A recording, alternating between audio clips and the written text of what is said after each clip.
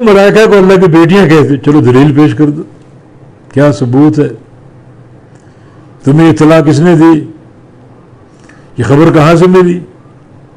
اس خبر کا مصدر کیا ہے؟ دلیل پیش کرو۔ وما لہم بہ من علم، اور نہیں ہے ان کے پاس اس تعلق سے کوئی علم۔ یہ من علم نکرہ حرف جائز پہ داخل ہے، کوئی ذرہ برابر میں علم نہیں ہے۔ ان یتبعون الا الظن، نہیں پیروی کرتے وہ مگر گمان کی، ظن کی۔ جب ظن ان کا اپنا ہوتا ہے، کہ جس گھر میں آنکھ کھولی ہوتی ہے ان کے باپ دادوں کا ظن ہیں، سارے ظنون، سارے گمانات، سارے شبہات، تو بے شک وما لہم بہ من علم، وما لہم بہ من علم، اور نہیں ہے ان کے لیے اس بارے میں کوئی علم۔ ان یتبعون الا الظن، وہ نہیں پیروی کرتے مگر گمان کی۔ وان الظن لا یغنی من الحق شیئا، اور بے شک گمان جو ہے وہ حق کی کچھ کفایت نہیں کرتا۔ لا یغنی نہیں کفایت کرتا، نہیں کام آنے والا حق سے شیئن کچھ بھی۔ گمان حق کی کچھ کفایت نہیں کر سکتا۔ یہ تو جہل ہے، یہ تو شبہات ہیں،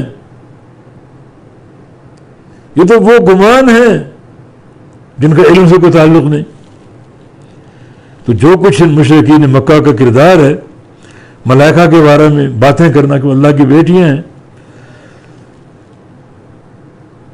اپنے بتوں کو اللہ کی بیٹیاں قرار دیتے ہیں، تو حقیقت یہ ہے کہ ان کے پاس کوئی علم نہیں ہے، گمان کے پیروکار ہیں۔ وَإِنَّ الظَّنَّ لَا يُغْنِي مِنَ الْحَقِّ شَيْئًا، اور بے شک گمان جو ہے حق سے کچھ بھی کفایت نہیں کرتا۔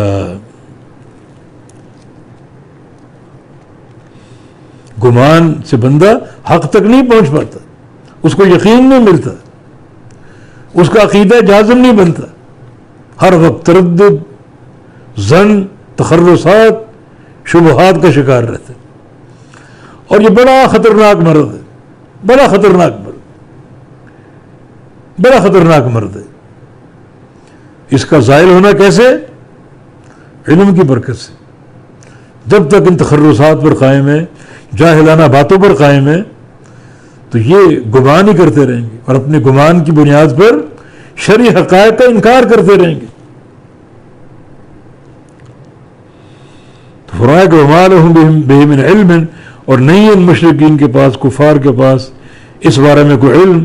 ان یتبعون، نہیں پیروی کرتے وہ الا الظن، مگر گمان کی۔ وان الظن، بے شک گمان جو ہے لا یغنی، نہیں کفایت کر سکتا من الحق، حق سے شیئن، کچھ بھی، کچھ بھی کفایت نہیں کر سکتا۔ بڑا گمان کس چیز کا نام ہے؟ ظن کس چیز کا نام ہے؟